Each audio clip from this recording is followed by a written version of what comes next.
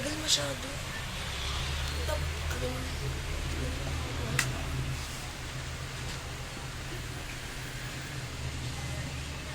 Hindi ko yan. Magandang gabi, Pilipinas. Magandang gabi, mga kababayan. Katatapos lang po natin masaksihan at marinig sa halos daanan ng Maynila na sinisigaw ay Viva! Viva! Viva! Napakasarap sa damdamin. Ang kapistahan ng Quiapo ng itim na Nazareno, Nuestro Padre Jesus Nazareno. Kami po ng aking pamilya ay deboto dito at ako'y natutuwa rin dito sa huling piyesta ngayon ng Jesus Nazareno. Ay kasama ko na ang aking panganay na anak at ginagawa na rin po kung anong ginagawa kong pamamasan doon. So ngayon po, nakakatibay at nakakagana ulit ng loob sa pagsamba sa mahal na Jesus Nazareno.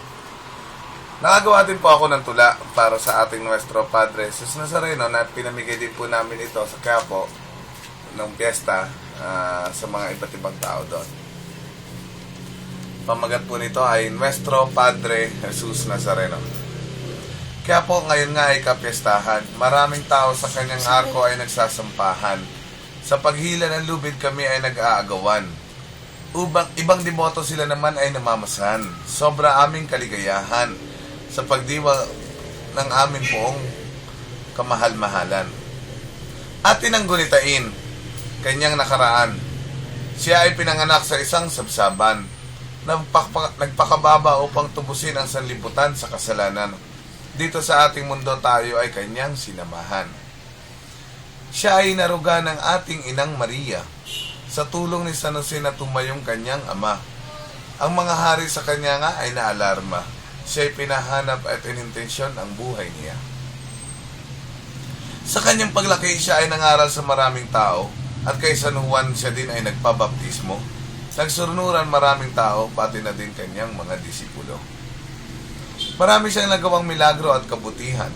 Ginawa niyang alak ang tubig sa isang handaan.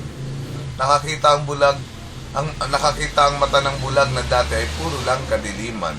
Nakahuli ng maraming isda ang mga taong ito ang pinagkakabuhayan. Kanyang binuhay si Lazaro mula sa ilang araw niyang kamatayan. Sa iba't ibang dako, naglakbay ating Panginoong Kristo.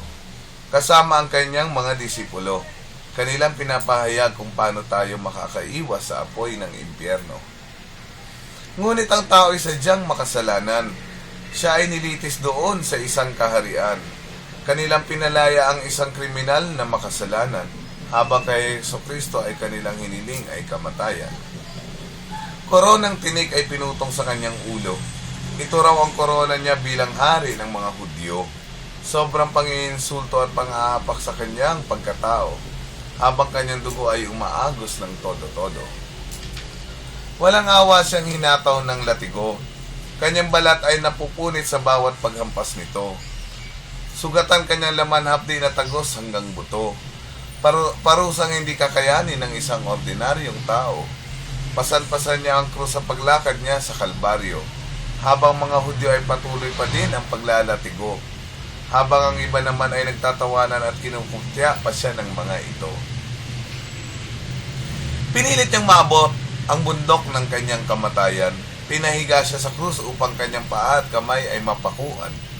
Tulis ng pako na tumago sa kanyang kalamnan. Tinusok pa siya ng sibat ng isang Hudyo na sa kanyang tinahumong hirap ay hindi pa yata nasiyahan. Kanyang nalasap ang mapait na kamatayan. Habang kanyang inang Maria ay iniiyakan ang kanyang halos madurog na katawan. Pagtubos sa ating kasalanan, ngayon nga'y isa ng kaganapan. Ito ang kanyang misyon dito sa ating sanlibutan. Matapos ang 3 araw, siya ay nabuhay na maguli. Siya ay nagpakita sa kanyang mga lipi.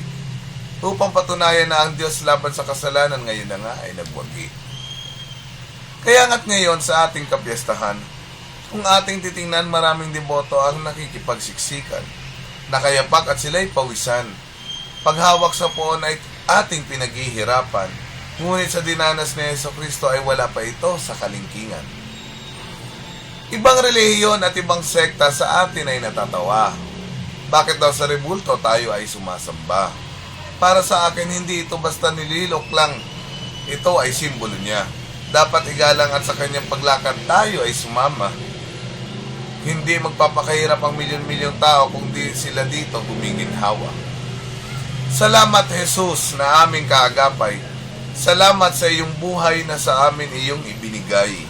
Kasalanan ay iyon na ngang pinatay. Kapalit ng bawat patak ng iyong dugo na sa amin ay iyong inialay. Manatili ka nawang buhay sa buhay ko, Panginoon ko.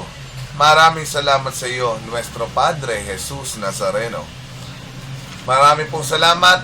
Ito po si Leo Canta na sa inyo nagpapaalala na ang Diyos ay lagi nating kasama. Maraming salamat po.